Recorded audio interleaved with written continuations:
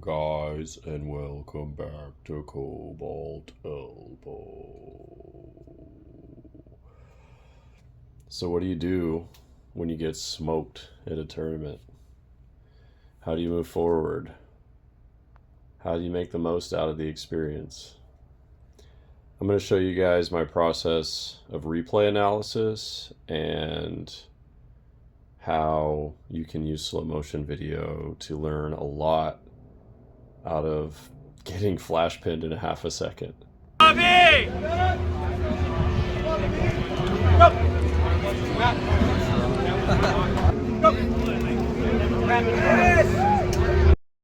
So before I get into any sort of technical analysis, I do just want to give credit to my opponents.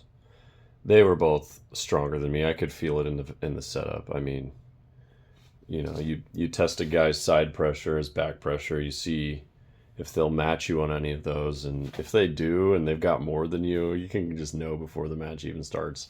And that was definitely the case versus Gercheron. I was trying to bully him around and see if I could take anything from him at the setup, and he was just stronger everywhere. So credit to that guy. Looking forward to seeing him move up into the open class. He's definitely ready for it. And then same deal. Credit to Jason. He, he's a left-handed guy. He's way stronger than me on the left, and he got to avenge some of the losses that I've given him on the right hand. So credit to him there. Congratulations to both of you guys.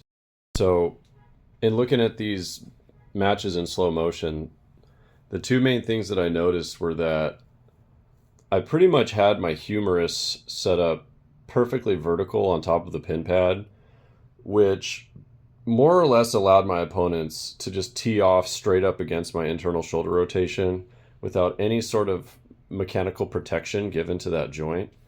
I mean, it was just straight raw internal shoulder rotation versus their entire elbow flexion and their entire body lean. And so I created a situation where because I was stood up so tall and so far up on top of the table, I had to more or less have more internal shoulder rotation than they had of everything. And obviously, that's just not a winning battle. I will say, what I was happy to see was that, I didn't lose through my elbow flexion. I lost through my shoulder. And so that confirms that the work that I've been putting in, primarily focused around elbow flexion, has been paying off.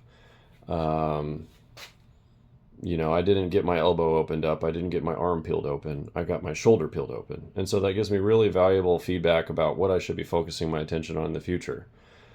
I should be focusing on A, strengthening my internal shoulder rotation, and B, working on my technique such that I am not so directly exposing my shoulder rotation to their move. There's things that I can be doing in the setup that will create a geometric situation where my internal shoulder rotation has a better mechanical advantage. The other main mistake that I noticed was, on top of just leaving my internal shoulder exposed, was that I really had no hit with my full body. I was, stood up very tall on top of the table, and in my mind I'm thinking, okay, I'm going to get up really high so that I can then hit back. But in practice, in actuality, I just stayed on top of the table. I didn't hit backwards. And so I didn't lean back. I didn't fall back. I didn't get my, whole body into the motion. And so, there's definitely a lot of room for improvement there. I am not fully competent with arm wrestling hits yet. I have a lot of room to improve there. I need to do a lot of practice. And I'll be the first one to admit that I haven't fully, put in the work necessary to have all those moves fully automated yet. So, the Cobalt Elbow story is still an underdog story. I am by no means, an expert arm wrestler yet, or as the strongest guy on the table. I got a long way to go. So, these competitions are a thermometer. You enter competition to test the temperature of your training and see how hot you got things. And just looking at these slow motion videos and feeling what I felt, it's obvious that I still have a lot of room to heat up, a lot of room to grow. So There's much more to come in the future.